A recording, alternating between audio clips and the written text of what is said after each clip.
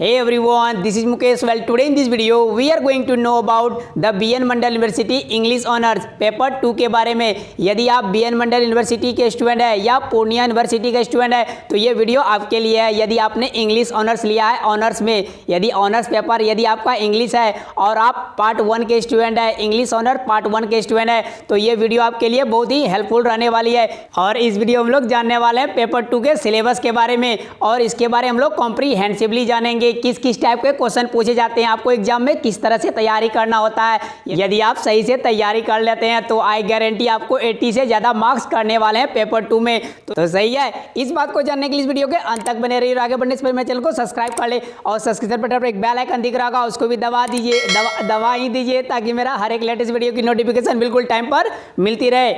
Well friends, first of all हम लोग बात करने वाले हैं पेपर 2 में किस पैटर्न में क्वेश्चन पूछे जाते हैं, कितने मार्क्स के क्वेश्चन पूछे जाते हैं। उसके बाद हम लोग चलेंगे सिलेबस में। First of all I would like to tell you कि फर्स्ट नंबर में it mean that group A में फर्स्ट नंबर का जो क्वेश्चन होगा उसमें 32 मार्क्स है। इसमें क्या पूछा जाता है, इसमें एक्सप्लेनेशन पूछा जाता है। इसमें आपको 8 एक्सप्लेनेशन दिए जाते हैं, total 8 explanation. It mean that आपका 1 नंबर में A B C D करके क्वेश्चन दिया रहेगा और हर एक क्वेश्चन में आपको 8 मार्क्स दिए जाएंगे। 8 4 जा 32। इट मीन दैट टोटल आपको एक्सप्लेनेशन से 32 मार्क्स का क्वेश्चन पूछे जाते हैं आपके यूनिवर्सिटी एग्जाम में पेपर 2 में इंग्लिश ऑनर्स पार्ट 1 में।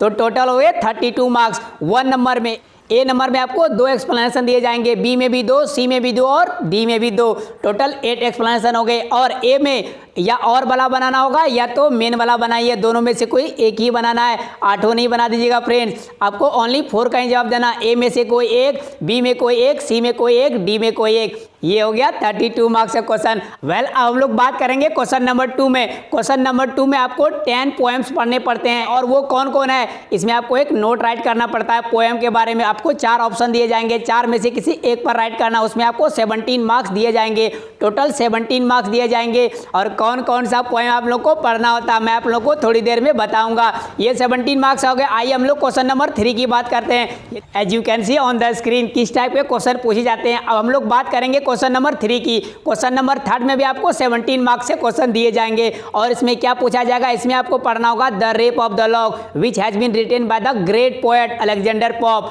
अलेक्जेंडर पॉप के द्वारा ये the rape of the lock poem write किया गया था और इसी के बारे में आपको पढ़ना होगा। इसमें आपको 17 मार्क्स के क्वेश्चन दिए जाएंगे। तो सही है, आइए हम लोग क्वेश्चन नंबर 4 की बात करते हैं और क्वेश्चन 4 में भी आपको 17 मार्क्स दिए जाएंगे। 17 मार्क्स का क्वेश्चन पूछा जाएगा और इसमें आपको क्या पढ़ना होता है, इसमें पढ़ना पड़ेगा poem Lamia Lamia Lamia which has been written the great poet John Keats. John Keats के द्वारा जो लिखा गया था लामिया पोएम, इसमें आपको 17 मार्क्स पूछे जाएंगे। इसके बारे में आपको डिटेल में पढ़ना होगा, पोएम पढ़ लीजिएगा तो मजा आ जाएगा। आइए हम लोग बात करते हैं last question, last but not the least, question number 5 के बारे में। और क्वेश्चन नंबर 5 में भी लकली आपको 17 मार्क्स से क्वेश्चन दिए जाएंगे और इसमें क्या पढ़ना होता है आपको, इसमें आपको किस पोएम से आएगा, तो इसमें आएगा the Waste Land which has been written by T.S. Eliot, the great poet. He was the great poet and he was a great critics as well. तो वो एक महान critics थे। Well friends, now we are going to know about the syllabus of paper 2 of part 1. It means that English honors के बारे में हम लोग जानने वाले syllabus के बारे में।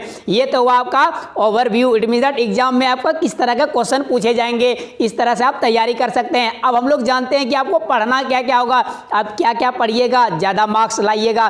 फ्रेंड्स यहाँ पर 2 बातें आती है। यदि आपने इंग्लिश शौक से रखा है, किसी को दिखावे के लिए, मतलब कोई शौक से रखता है चलो हाँ बाबू हम इंग्लिश ऑनर्स रखे हैं मज़ा आ गया, तो उसके लिए आपको स्टडी करना होगा। जो जो इम्पोर्टेंस हो गए वही मैं आप लोग को बताऊंगा सो दैट आप ज़्यादा मार्क्स गेट कर पाए। तो सही है, और सच में आप इंग्लिश सीखना चाहते हैं और उसके बारे में नॉलेज कलेक्ट करना चाहते हैं तो आपको सारे पोएम को डिटेल में पढ़ने होंगे और एक एक पॉइंट को जानना होगा ताकि आपका नॉलेज डेवलप कर सके। लाइक मी, बिकॉज मैंने बहुत ही अच्छी तरह से स्टडी किया था। एक्चुअली मैंने पोस्ट ग्रेजुएशन किया था। तो उस बातों को छोड़ते हैं हम लोग मेन मुद्दे पे आते हैं।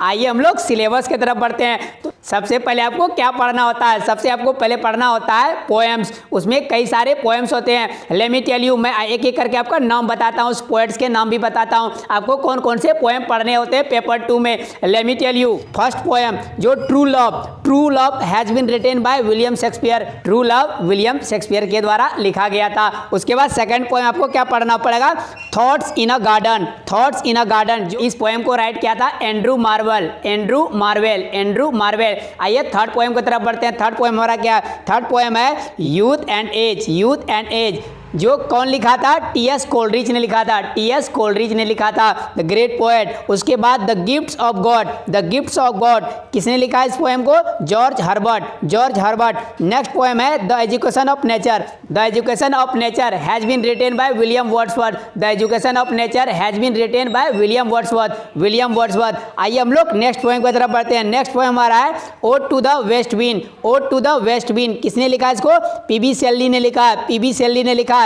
और नेक्स्ट पोएम आपको पढ़ना पड़ता है सातवां poem ode to a nightingale. Ode to a nightingale जो जॉन किट्स ने लिखा था। जॉन किट्स ने लिखा था, जिसका अर्लियर एज में ही डेथ हो गया था। उसके बाद हम लोग नेक्स्ट पोएम पढ़ते हैं आठवां poem home thoughts from abroad. Home thoughts from abroad जिसको लिखा है रॉबर्ट ब्राउनिंग ने। जिसको राइट किया है रॉबर्ट ब्राउनिंग ने। आपको यहाँ पर as you can see on the screen आपको साइड में दिख रहा होगा, देखते रहिए समझ में आएगा।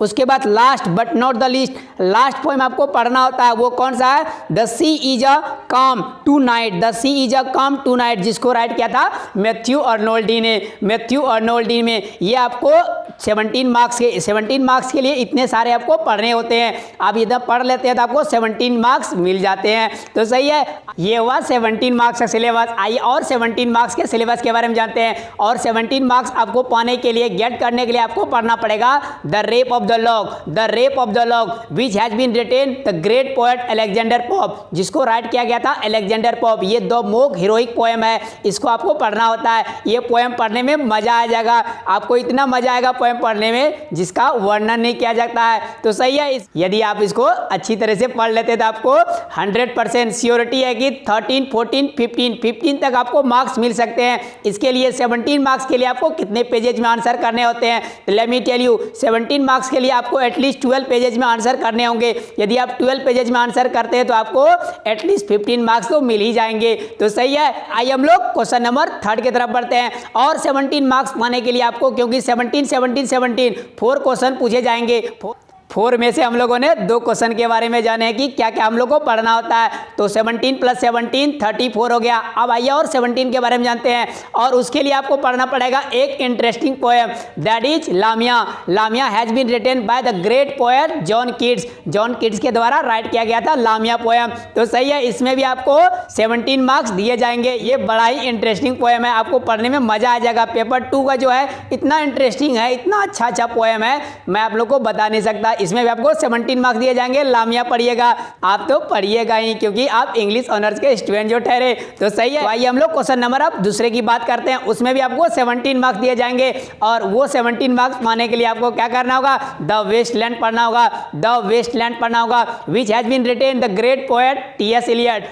T.S.. Eliot was the great critics. उसके बारे में आपको डिटेल में पढ़ना होगा। सो आपको 17 मार्क्स मिल सके। तो टोटल हो गया 17 4 जा 68 मार्क्स का। तो 68 मार्क्स हम लोगों ने जाना कि इसमें क्या क्या हम लोग को पढ़ना होता है। अब हम लोग बात करते हैं एक्सप्लेनेशन का। और 32 मार्क्स का एक्सप्लेनेशन आपको पूछा जाएगा। 32 मार्क्स के एक्सप्लेनेशन के लिए आपको सारे चीज पढ़ने होंगे, जो भी आप the rape of the lock, Lamia, the Waste Land और जितने भी पोएम्स मैंने आप लोग को अभी बताया 9 पोएम्स, उन 9 पोएम्स को पढ़ना होगा। इन्हीं में से आपको एक्सप्लेनेशन दिए जाएंगे। एटलीस्ट आपको 2 एक्सप्लेनेशन करेक्ट राइट करने होंगे, तो सो दैट आपको ज्यादा मार्क्स मिल सके। यदि आप सबका सही जवाब दीजिएगा तो सोने में सुहागा, आईसी ऑन द केक हो जाएगा। वेल फ्रेंड्स, जम के तैयारी कीजिए और ज्यादा से ज्यादा मार्क्स अचीव कीजिए, सो दैट आप यूनिवर्सिटी के जो रिकॉर्ड्स है उसको अपने अपने कॉलेज के रिकॉर्ड्स तोड़ पाए। तो सही है। सो फ्रेंड्स, आपको ये वीडियो कैसी लगी? यदि अच्छी लगी तो एक लाइक कर दीजिए। यहाँ पर आपको दिख रहा होगा लाइक बटन, दबा ही दीजिए। और साथ ही साथ सब्सक्राइब कर दीजिए मेरे चैनल को, ताकि इस तरह का इन्फॉर्मेटिव वीडियो मैं आप लोगों को डालता रहता हूँ। सो आपके इसके बारे में आपके अवेयरनेस हो पाए और आपको नॉलेज मिल सके अपने यूनिवर्सिटी के रिलेटेड। यदि आपके माइंड में कुछ और भी डाउट्स है so please right in the comment box. मैं जल्दी आपको उस डाउट को दूर कर दूंगा। Thanks for watching video friends.